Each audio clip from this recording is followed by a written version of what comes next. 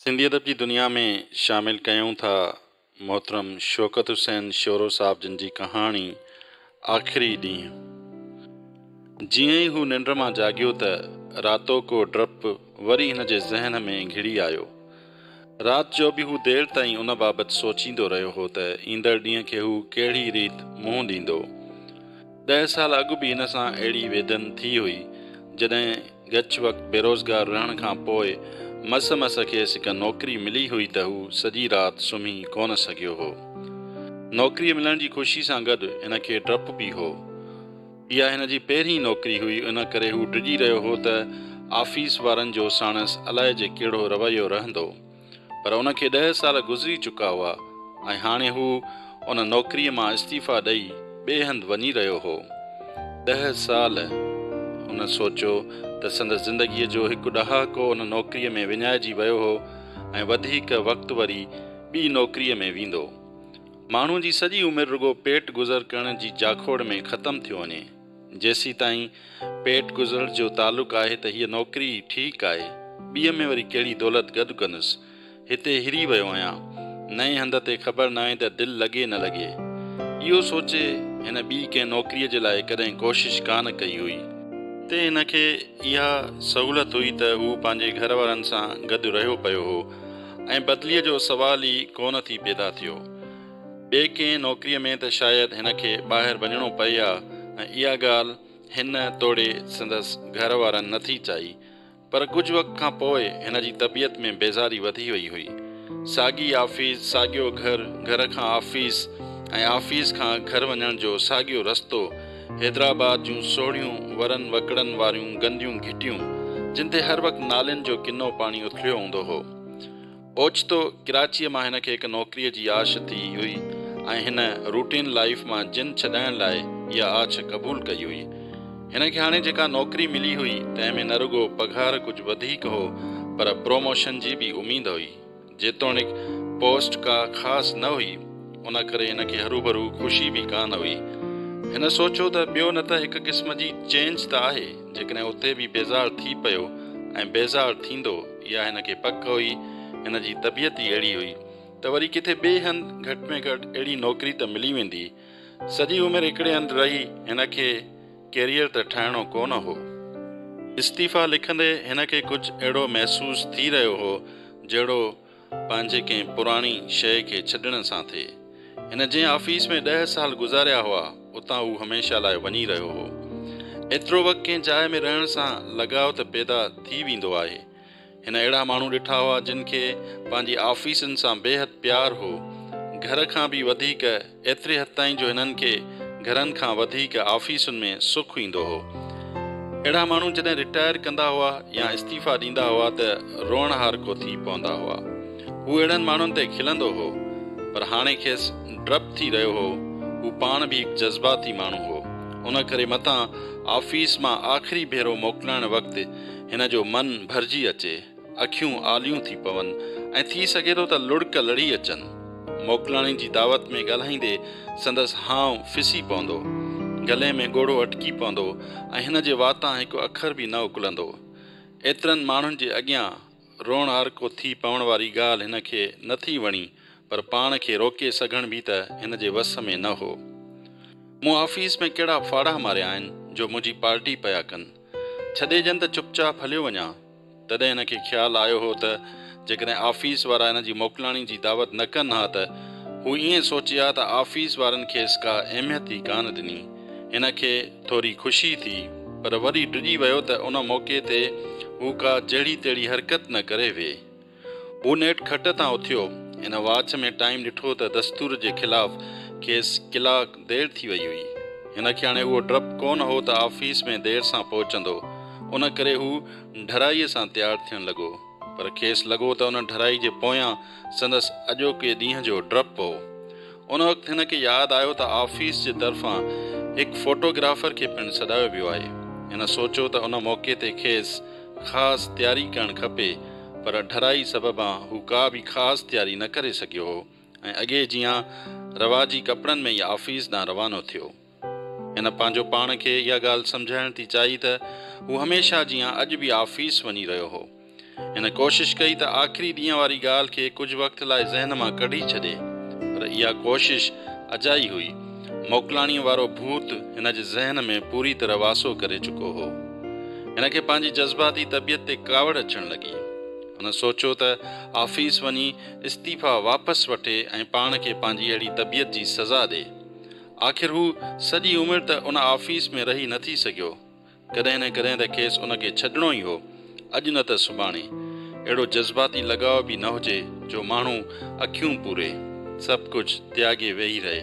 हू अञा नौजवान हो ऐं खेसि अहिड़े हंधि हुअणु खपे जिते अॻिते वधण जे लाइ मैदान हुजे। हू दलील ॾेई पाण खे सम्झाईंदो रहियो, पर खेसि लॻो त हू जेतिरो पाणीअ खे माठे करण जी कोशिशि करे रहियो हो, ओतिरो हेठि तह में तूफ़ान उभरी रहियो हो। हू सोचे रहियो हो त दावत में जेकॾहिं तक़रीरूं कयूं वयूं त खेसि जवाब में छा चवणो पवंदो। हू जवाबी तक़रीर जे लाइ लफ़्ज़ ॻोल्हणु लॻो। मां अव्हां जो बेहद थोराइतो आहियां जो अव्हां मूंखे उन लाइक़ु सम्झो। मूं हिन ऑफिस खे ऑफिस न पर पंहिंजो घरु सम्झो हो। ऑफिस जे लाइ घर जो लफ़्ज़ हिन खे न वणियो। माण्हू उन ॻाल्हि खे महसूसु करे सघे थो, पर ज़बान सां चवणु ठीकु न हो। उन करे हिन उन जुमिले खे रद्द करे छॾियो। असां हिन ऑफिस में गॾिजी ईमानदारी ऐं महिनत सां कमु कयो आहे। हिन ऑफिस जे कम खे पंहिंजो ज़ाती कमु सम्झो आहे। सच पुछो त अव्हां खां ऐं हिन ऑफिस खां जुदा थींदे मूंखे केतिरो ॾुखु महसूसु थी रहियो आहे, सो लफ़्ज़नि में बयानु नथो करे सघां। आउं चाहे किथे बि हुजां, पर अव्हां खे ऐं हिन ऑफिस खे विसारे न सघंदुसि। हिन खे लॻो त उते हू रोअण हारको थी पवंदो। थी सघे थो त संदसि अखियुनि में ॻोढ़ा भरिजी अचनि। पोइ औरतुनि वांगुरु रुमाल सां अखियूं साफ़ कंदे हू केॾो न अजीब ऐं खिल जहिड़ो बासंदो। पर 10 साल को थोरो अरसो त कोन्हे। एतिरो सारो वक़्तु जिन माण्हुनि सां गॾु रहियो आहियां, तिन खां मोकिलाइण वक़्तु जेकॾहिं मन भरिजी आयो त कहिड़ी ख़राबु ॻाल्हि आहे। ॾुख त थींदो ई, ऐं ऑफिस वारनि खे बि ॾुख थियो हूंदो। मूं एतिरो वक़्तु कंहिंसां कान फिटाई आहे, सभिनी सां सुठो हलियो आहियां। तॾहिं हिन खे ख़्यालु आयो त तक़रीर में खेसि इहे लफ़्ज़ बि चवणु खपनि, जेकॾहिं मूंखां कॾहिं बि का ग़लती थी वई हुजे या अणॼाणाई में मूं कंहिंजी दिलि आज़ारी कई हुजे त मूंखे माफ़ु कजो। ज़हन में उहो जुमिलो वरजाईंदे मंज़ूर महसूसु कयो त संदसि दिलि खे हिकु हल्की झुॿी अची वई हुई। हू जीअं ई ऑफिस अंदरि दाख़िलु थियो त साम्हूं आलिम पटेवालो गॾिजी वियसि। साईं, अॼु असां खां जुदायूं करे पिया वञो। माण्हू दुनिया में ई सदाईं नथो रहे, हीअ त ऑफिस आहे। उन मुरकंदे वराणियो। साईं, मुंहं जी ख़ुशामद कान्हे, असांखे अव्हां जे वञण ते ॾाढो ॾुखु थियो आहे। हू अॻियां वधी वियो। हिन खे ख़बर हुई त बीहण सां आलम चिते कोरी वारी ड्रेक कंदो। हिन खे ख़्यालु आयो त ऑफिस जे सभिनी माण्हुनि खे चई छॾे त मुंहिंजे अॻियां को बि मुंहिंजे वञण जो ज़िक्र न करे, पर ॿियनि खे इहा ॻाल्हि अजीब लॻी आहे। हिन खे पाण ते कावड़ अचणु लॻी। आउं बि अजीब आहियां। सवें हज़ारे माण्हू पिया नौकरियूं छॾनि ऐं बदिलाइनि, आख़िर मूंसां कहिड़ी वेदन आहे। हिन खे ईंदो ॾिसी संदसि पटेवालो हिन लाइ ऑफिस जो दर खोले बीह रहियो। साईं, अॼु आख़िरी भेरो ऑफिस में वियो। हिन चाहियो थी त रड़ करे चवे, बंदि करियो इहो बकवास, आउं नौकरी पियो छॾियां, मरां त कोन थो। पर हू मुंहं ते ॾेखाव जी मुर्क आणे अंदरि हलियो वियो ऐं पंहिंजी कुर्सीअ ते वञी वेठो। खेसि लॻो त हू कुझु सहकी रहियो हो। जेकॾहिं पटेवालो अंदरि अची साॻी बकवास करणु लॻो त आउं कीअं पाण खे रोके सघंदुसि, ऐं जेकॾहिं मुंहिंजे वात मां का अहिड़ी ॻाल्हि निकिरी वई त सभु ईअं सम्झंदा त मुंहिंजो होश गुम थी वियो आहे। हिन पंहिंजे जिस्म खे कुर्सीअ ते ढरो छॾे ॾिनो ऐं टंगूं पखेड़े आहली पियो। तॾहिं अॼु मुंहिंजे ऑफिस में आख़िरी ॾींहुं आहे। आख़िरी ॾींहुं छा त बकवास आहे। हिन ॾंद कड़टींदे पंहिंजो पाण खे दॿ कढी। हिन जो इरादो थियो त मेज़ ते ज़ोर सां मुक हणी कढे, पर उन वक़्तु पटेवालो अंदरि घिड़ी आयो। साईं, वॾो साहबु अव्हां खे सॾे थो। हू बिना कुछण जे उथियो ऐं तकिड़ो ॿाहिरि निकिरी वॾे साहब जी ऑफिस में हलियो वियो। हा दा, हिकिड़ो मिंट। साहब मेज़ ते पियल कागज़नि तां कंधु मथे खणी साम्हूं कुर्सीअ तां इशारो कंदे हिन खे चयो ऐं पोइ वरी कागज़ ॾिसणु लॻो। हिन सां साहब जो रवैयो हमेशह सुठो रहियो हो। अलविदाई पार्टी बि साहब जी ख़्वाहिश मौजिब थी रही हुई। हू उन घड़ीअ जो इंतज़ारु करणु लॻो त इजो त साहब बि ॿियनि वांगुरु संदसि वञण बाबति ॻाल्हाए। साहब कागज़नि तां कंधु खणी न ॾांहुं निहारियो। हा त टेलीफोन जी घंटी हिन खे अध में रोके छॾियो। हिकिड़ो मिंट, हिन रिसीवर खणंदे चयो। फ़ोन साहब जे कंहिं गहरे दोस्त जो हो, उन करे फ़ोन ते कचहरी थियण लॻी। हू वेठे वेठे बोर थियण लॻो। हिन सोचियो त उथी हलियो वञे। अॻे जॾहिं बि साहब वटि का फ़ोन ईंदी हुई त हू उथी हलियो वेंदो हो, पर हिन भेरे उथी वञणु हिन खे ख़राबु लॻो थी। ॻाल्हि ॿोल जी तुर्त ख़तमु थियण जा उञाण नज़र न थी आया। हिन जी बेज़ारी वधंदी वई। अहिड़ो वाहियात ॾींहुं मूं कॾहिं कोन ॾिठो। हुन सोचियो। उन वक़्तु साहब दोस्त खां मोकिलाए रिसीवर हेठि रखियो। तबियत त ठीकु अथई न?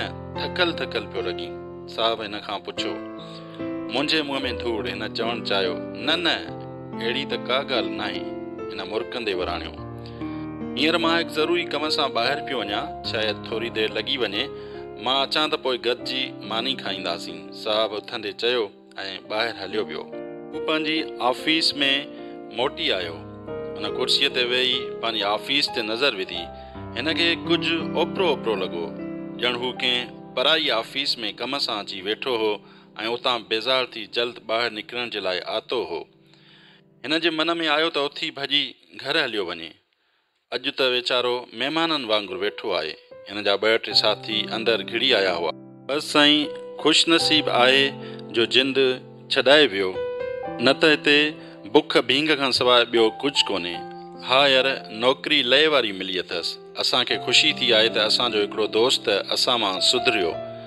हिन ॿियनि सां गॾु खिलण जी कोशिशि कई, पर हिन जी निड़ीअ मां कुझु बि आवाज़ न निकितो, रुगो ॿटरी नज़र अची रही हुई। हिन सम्झो थी त संदसि साथी उन करे ख़ुशि कोन हुआ जो खे सुठी नौकिरी मिली हुई, पर असुल में हू संदसि वञण ते ख़ुशि थी रहिया हुआ। थी सघे थो त अंदर में सड़ी रहिया हुजनि, पर जेकॾहिं मुंहिंजी जाइ ते ॿियो को वञे हा त पोइ आउं हिननि सां गॾिजी ॿाहिरि खिलां हा ऐं अंदरां सड़ां हा। हिन खे पाण ते खिल अचणु लॻी ऐं हिन ॾिठो त संदसि टहकनि हेठि ॿियनि जा टहक दॿिजी विया हुआ, पर उन्हनि टहकनि जटाव न कयो ऐं हिन जे मन ते पयल चुप थोरो चुरी पुरी वरी ॼमी वई। साहब अची वियो आहे। चयो अथसि त फ़ोटोग्राफर पहुची वियो आहे, फ़ोटो हली कढायो। पटेवाले अंदरि अची इतला ॾिनो। हू जीअं ई कतार में रखियल कुर्सियुनि जे विच ते वेठो त साहब खेसि गुलनि जो हार पातो। महिरबानी, हिन चयो। हिन खे अजब लॻो त संदसि आवाज़ मुअल हो। फ़ोटू निकिरण वक़्तु बि हिन खे कुझु महसूसु न थियो। कुझु वक़्त खां पोइ मानी खाईंदे हिन खे ईअं लॻो त हू कंहिं आम दावत में वेठो हो। हू सम्झी न सघियो त संदसि अंदरि में ओचितो एतिरी गहरी ख़ामोशी छो छांइजी थी वई। रवायती तक़रीरनि करण जी ज़रूरत कान्हे। पंहिंजा खणी किथे बि वञनि, उन्हनि खे पाण सां गॾु सम्झो वेंदो। मानी पूरी थियण खां पोइ साहब चयो ऐं सभु खिलंदा टेबल तां उथिया। हू साहब सां गॾिजी संदसि ऑफ़िस में वियो। थोरी देरि वेहण खां पोइ हिन चयो, चङो साईं, हाणे मूंखे इजाज़त ॾियो। साहब उथी बि हिन खे भाकुर पातो। जॾहिं बि को कमकार हुजे त बिना हिजाब जे अचिजांइ, साहब चयो। हू ॾिनो त हाणे संदसि दिलि ज़रूरु भरिजी ईंदी। महिरबानी, हुन चयो, पर संदसि आवाज़ रवाजी हो। हू साहब जी ऑफ़िस मां निकिरी आयो। विरांडे मां ॾिठईं त साम्हूं परे खां रोड ते बस अची रही हुई। हिन पहिरीं सोचियो त ॿियनि साथियुनि खां मोकिलाए, पर पोइ वधीक सोचण खां सवाइ हू डोड़ंदो रोड ते आयो ऐं बस में चढ़ी वियो।